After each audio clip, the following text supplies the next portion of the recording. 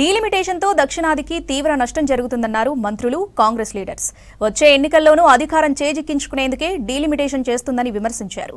నిజంగా మహిళల పట్ల చిత్తశుద్ధి ఉంటే ఇప్పుడున్న 543 సీట్లలోనే 33% మహిళా రిజర్వేషన్లు అమలు చేయాలని డిమాండ్ చేశారు నేతలు.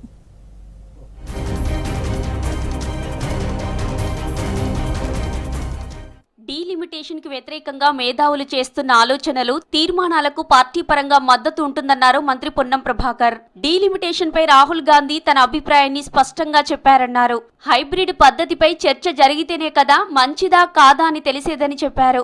ఏకపక్షంగా బిల్లులు పెట్టి ఆమోదించడం సరికాదన్నారు పొన్నం. మందబలము అధికారం ఉంది కాబట్టి మేము బిల్ పాస్ చేసుకుంటాం అంటే అది అప్రజాస్వామికం అవుతుంది. కాబట్టి పెద్దలు ఈ యొక్క అంశాల పట్ల అవగాహన కలిగి మరి కేంద్ర ప్రభుత్వానికి మా పార్టీ తరఫున కూడా ఈ అన్ని కూడా తీర్మానాలను పైకి పంపిస్తూ ఇంకా గట్టిగా క్షేత్రస్థాయికి తీసుకుపోయి వారికి అండగా వారిలో భాగస్వామ్యమై కూడా ముందుకుంటాం. సెక్రటేరియట్ లో మంత్రి శ్రీధర్ బాబుతో యుఎస్ నేషనల్ వార్ కాలేజీ బృందం ప్రత్యేకంగా భేటీ అయింది.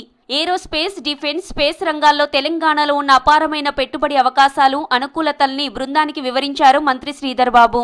యుఎస్ఏ, తెలంగాణ మధ్య ఏరోస్పేస్, డిఫెన్స్, స్పేస్ రంగాల్లో ద్వైపాక్షిక సహకారం పెంపొందించడంపై ప్రత్యేకంగా చర్చించారు మంత్రి.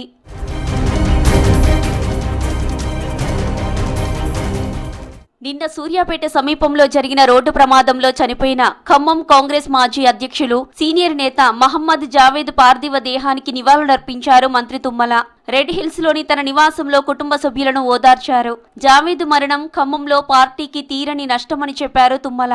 అనుకోని సంఘటన, అకాల మరణం. ఆయన యువజన కాంగ్రెస్ కార్యకర్త దగ్గర నుంచి ఈనాడు పిసిసి సభ్యుడిగా పార్టీకి అనేక సేవలు అందించి ఏఐసిసిలో కూడా ఈనాడు సభ్యులుగా ఉన్నారు. ఆయన అకాల మరణం కాంగ్రెస్ పార్టీ శ్రేణులను దిగ్భ్రాంతిని కలుగజేసింది. డీలిమిటేషన్ బిల్లు పేరుతో మోదీ సర్కార్ కుట్ర చేస్తోందని ఆరోపించారు పెద్దపల్లి ఎంపీ గడ్డం వంశీకృష్ణ.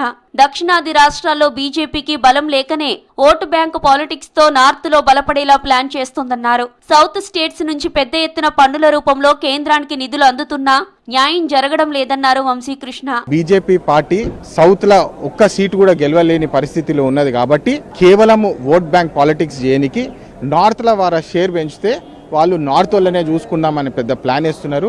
మేము ఫైనాన్షియల్ కాంట్రిబ్యూషన్ ఏదైతే చేస్తున్నామో అది దాదాపు 5 నుంచి 6% అంటే డబుల్ పర్సంటేజ్ కాంట్రిబ్యూషన్ ఉన్నది. అయినప్పటికీ కూడా వాళ్ళు సౌత్ నుంచి ఫండ్స్ తీసుకుంటారు కానీ సౌత్ ఓట్స్ వద్దు, వారి గవర్నమెంట్ ఫామ్ చేయడానికి సౌత్ వద్దని చెప్పి స్పష్టంగా తెలియజేస్తున్నారు. 3 బిల్లులను కేంద్రం హడావిడిగా ప్రవేశపెట్టిందన్నారు కాంగ్రెస్ ఎంపీ మల్లు రవి. యూపీఏ హయాంలోనే మహిళా రిజర్వేషన్ల బిల్లు ఆమోదం పొందినట్లు గుర్తు చేశారు. మోదీ సర్కార్ ప్రస్తుతం ప్రవేశపెట్టిన బిల్లు పాతదానికి కొనసాగింపు మాత్రమేనని చెప్పారు. మహిళా రిజర్వేషన్ కు కాంగ్రెస్ సంపూర్ణ మద్దతు ఇస్తుందన్నారు Mallu Ravi. Introduced pass in Rajya Sabha by Congress party under the leadership of Sonia Gandhi and Manmohan Singh. Now that bill is to be passed in Lok Sabha. It is an extension of that bill only. Not a new bill.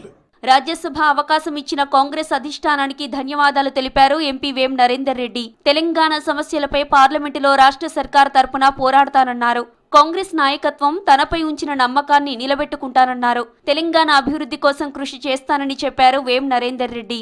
Congress party ఇంత గొప్ప అవకాశాన్ని కల్పించి రాజ్యసభకు పోయే అవకాశం కల్పించినందుకు మరొకసారి అందరికీ ధన్యవాదాలు తెలియజేస్తూ, తెలంగాణ ప్రజల గురించి, తెలంగాణ సమస్యల గురించి, పార్లమెంట్ లోపట రాష్ట్ర హక్కుల గురించి, రాష్ట్రకు రావాల్సిన నిధుల గురించి తెలంగాణ ప్రభుత్వం తరఫున పోరాటం చేస్తాను. డీలిమిటేషన్ తో కేంద్ర సర్కార్ తెలంగాణకు అన్యాయం చేసే కుట్ర చేస్తుందని ఆరోపించారు నేతలు.